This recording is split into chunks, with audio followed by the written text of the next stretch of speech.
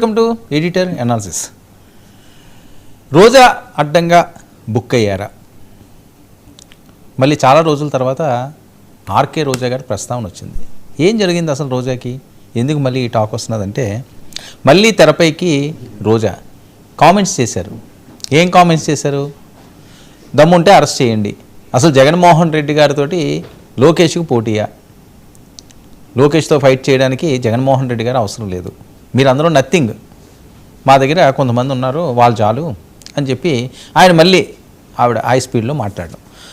So okay, YSRCP ఒక నినాదం తీసుకుంది, అక్కడ కాక్రోచ్ పార్టీని ఆదర్శంగా తీసుకుని ధర్మేంద్ర ప్రధాన్ ఏ రకంగా అయితే రాజీనామా చేయాలని అనుకున్నారో చేయించారో తప్పక చేసిన పరిస్థితి మనం చూసాం కదా.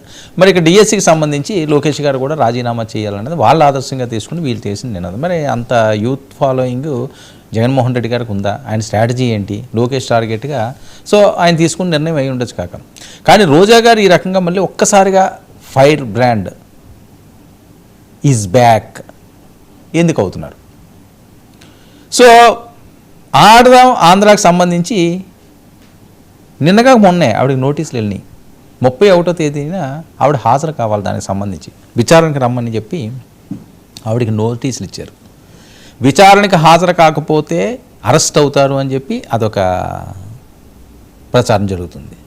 విచారణకు హాజరైతే ఏం చెప్తారు అంటే, ఎటువంటి ఆధారాలు లేకుండా విచారణ చేస్తారా, విచారణ సాగిస్తారా, ఇవన్నీ కూడా పెద్ద ఎత్తున జరుగుతున్న ప్రచారంలోని నేపథ్యం. మరి ఈ పరిస్థితుల్లో ఆర్కే రోజా గారు తీసుకున్న, ఆవిడ మాట్లాడిన ఈ అంశం చాలా ఆసక్తికరంగా ఉంది. ఏంటి రోజా గారు మళ్ళీ ఎందుకు ఇంత ఫాస్ట్గా అయ్యారు? ఈ మధ్యకాలంలో ఆవిడ పెద్దగా కనిపించట్లేదు, చెన్నైకి వెళ్ళిపోయారు. ఎందుకంటే సినిమా షూటింగ్లోని వాట్ ఎవర్ ఇట్ ఏదన్నా ఉంటుంది. ఆవిడ స్వతహాగా నటి కాబట్టి ఖచ్చితంగా మంచి ఆదరణ ఉన్నది, టీవీ షోల్లో మంచి ఆదరణ ఉన్నది, యాక్ట్రెస్గా ఆవిడకి మంచి ఆదరణ ఉన్నది. సరే, రాజకీయాల్లోకి వచ్చిన తర్వాత ఆవిడ పంతా మార్చుకున్నారు. ఒకప్పుడు కాస్త పద్ధతిగా మాట్లాడేవారు, స్పీడ్ పెంచారు. సరే, ఎవరిష్టం వాళ్ళది, పెంచొచ్చు, మాట్లాడొచ్చు, విమర్శించవచ్చు, ఎవరో కాదంటారు. కానీ కొద్దిగా పర్సనల్ అటాకులతో వెళ్ళి పవన్ కళ్యాణ్ గారు కుటుంబం గురించి మాట్లాడడం, లేకపోతే వేరే కుటుంబం గురించి, అంటే వాళ్ళ కుటుంబం గురించి మాట్లాడారు కదా అని ఈవిడ కూడా అంటుంటారు. సరే, జనసేన వాళ్ళు అవనివ్వండి, ఎవరు అవనివ్వండి, మహిళలు అవనివ్వండి, ఎవరు పర్సనల్ విషయాల్లోకి ఎవరు వెళ్ళొద్దు, అలా మాట్లాడకూడదు. మనం చాలాసార్లు చెప్పాం. సరే, చెప్తే విని రకాలు రాజకీయ నాయకులు కాదు కాబట్టి మనం చెప్పినా వాళ్ళకి ఎక్కదు కాబట్టి వాళ్ళ పంతా వాళ్ళలోనే ఉంటారు. అయితే లోకేష్ టార్గెట్గా ఎందుకు ఇంత ఘాటు వ్యాఖ్యలు చేస్తున్నారు? ఓ పక్క విచారణకి వెళ్తున్న ముందు అక్కడ ఏం కాదులే, మనం ఏ తప్పు చేయలేదు కదా, మనం ఎవడేం చేస్తాడులే అనే ధైర్యంతో ఈ కాన్ఫిడెన్స్ వచ్చిందా?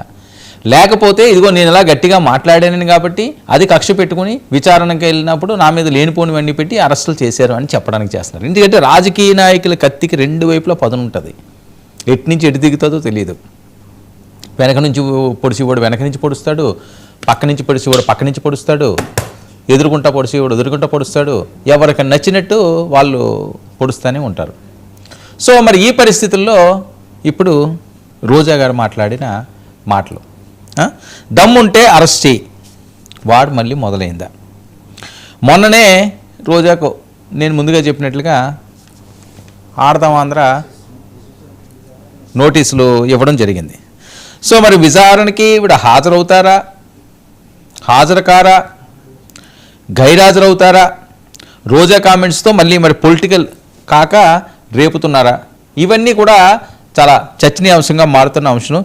ఏదైనప్పటికీ కూడా ఫ్రైడ్ బ్యాండ్కి ఈ కాన్ఫిడెన్స్ పెరగడానికి గల కారణాలు ఏంటి? ఎందుకు ఇంత ఫైర్గా ఆవిడ మాట్లాడుతుంది? సో ఇవన్నీ కూడా రాజకీయంగా ఆంధ్రప్రదేశ్ రాజకీయాల్లో చాలా చర్చ సాగుతున్న అంశాలు. ఇక జగన్మోహన్ రెడ్డి గారు గ్రీన్ సిగ్నల్ ఇచ్చేశారు, అందుకనే రోజా గారు మళ్ళీ యాక్టివ్ అయిపోయారు. రోజమ్మా, నువ్వు ఇంకా యాక్టివ్గా ఉండాలి, గట్టిగా మాట్లాడాలి అని చెప్పి ఆయన చెప్పారా? లేకపోతే ఎందుకు ఈ రకంగా మాట్లాడతాను? ఆవిడ అసలు ఏం మాట్లాడారు అది కూడా వినాలి కదా, ఒకసారి ప్లే చేయండి. అది రెండో సంవత్సరం, మొన్న 3వ సంవత్సరం అరాకొర, అది కూడా సగం మందికి వేసి సగం మందికి పంగనామాలు పెట్టాడు. ఈరోజు మీరు చూస్తే ముఖ్యంగా ఈ రాష్ట్రం అంతా కూడా నారా లోకేష్ విద్యాశాఖ మంత్రి అయిన తర్వాత నిర్వహించిన ఒక డిఎస్సిని పేపర్ లీకేజీలతో, అలాగే రిక్రూట్మెంట్లు ఏ విధంగా నీచాతి నీచంగా చేశారు, అర్హులైన వాళ్ళకి ఇవ్వకుండా అనర్హులకి తన అవినీతి కోసం ఏ విధంగా అంటగట్టాడో మనం కళ్ళారా చూసాం. మొన్న మీరు చూశారు ఢిల్లీలో నీట్ ఎగ్జామ్ పేపర్ లీక్ అయినందుకు జంజీస్ ఉద్యమానికి కేంద్ర విద్యాశాఖ మంత్రి ధర్మాన్ ప్రధాన్ గారు రాజీనామా చేయడం. మరి ఇక్కడ రాష్ట్రంలో డిఎస్సి పేపర్ లీక్ అయింది.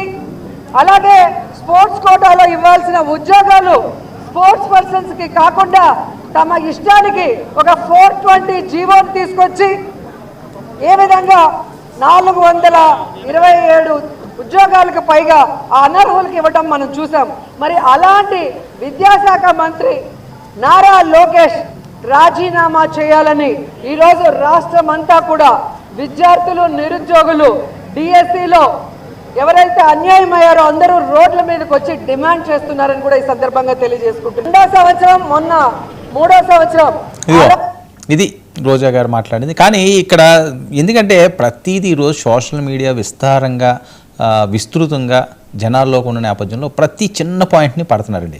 ఇప్పుడు రోజా గారు మాట్లాడిన మాటలో మీరు గమనించడం లేదో, లోకేష్ మో అన్నారు అంటే ముఖ్యమంత్రి లోకేష్ అనబోయి మళ్ళీ సర్దుకుని విద్యాశాఖ మంత్రి అన్నారు అని చెప్పి ఇంకోటి రోజు ఒకసారి అది ప్లే చేయండి అమ్మా, మళ్ళీని జాగ్రత్తగా వినండి.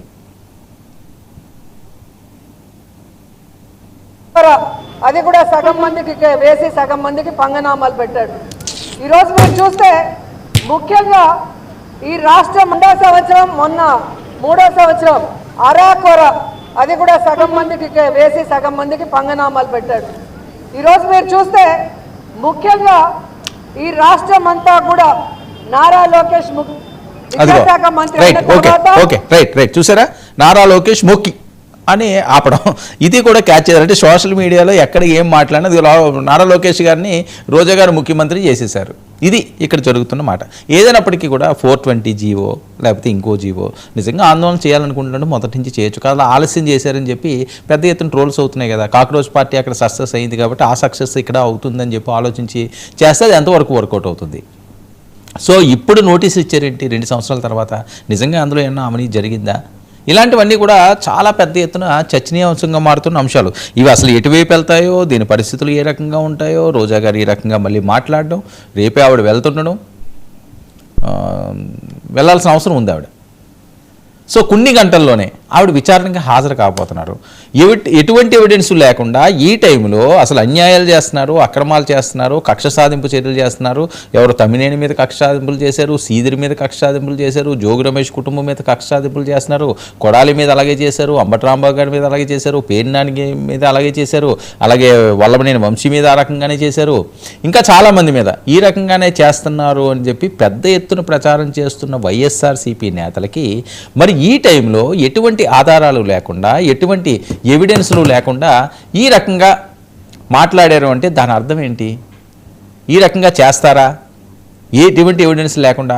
మరి ఒకవేళ ఆ రకంగా చేస్తే ప్రజలు ఊరుకుంటారా ఎటువంటి తప్పులు లేకుండా? సరే, ఎటువంటి ఎవిడెన్స్లు, ఎటువంటి కీలకమైన ఆధారాలు వీళ్ళ దగ్గర లేకుండా డైరెక్ట్గా లోకేష్ గారికి ఆయన చెప్పినంత మాత్రాన వీళ్ళు వెళ్ళి పోలీసు అధికారులు వెళ్ళి ఆవిడకి నోటీసులు ఇచ్చేస్తారా?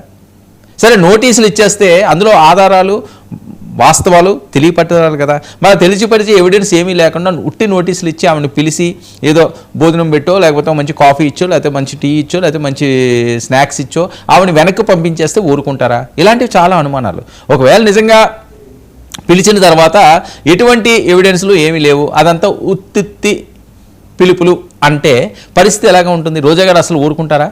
ఆవిడలో ఎంత కాన్ఫిడెన్స్ ఉన్నదంటే అసలు తప్పు జరిగిందా లేదా? లేదు, ఇదిగో ఈ రకంగా నేను డిఎస్సి గురించి ప్రశ్నించారని చెప్పి నన్ను పిలిచి కావాలని చెప్పి ఈ రకంగా నన్ను అరెస్ట్ చేశారని, నన్ను ఇబ్బంది పెట్టారని చెప్పడానికి ఇదొక పాచిక, ఇదొక అస్త్రంగా ఆవిడ వాడుతున్నారా? చాలా చాలా చాలా చాలా ఆసక్తికరంగా ఆంధ్రప్రదేశ్ రాజకీయాల్లో మళ్ళీ రోజా గారి టాపిక్ వచ్చింది. మరి దీని పర్యవసానాలు ఏ రకంగా ఉంటాయి? ఆవిడ అరెస్ట్ అవుతారా, అరెస్ట్ అవ్వరా? రోజా గారు అంత కాన్ఫిడెంట్గా దమ్ముంటే అరెస్ట్ చేయి అనే విధంగా ఆవిడ మాట్లాడడం వెనుక ఆంతర్యం ఏంటి? మళ్ళీ రోజా ఈజ్ బ్యాక్. ఆ బ్యాక్ ఎటువైపు వెళ్తుంది? ఫైర్ అవుతుందా, మిస్ ఫైర్ అవుతుందా చూడాలి. ఓ షార్ట్ బ్రేక్ తీసుకుందాం. బ్రేక్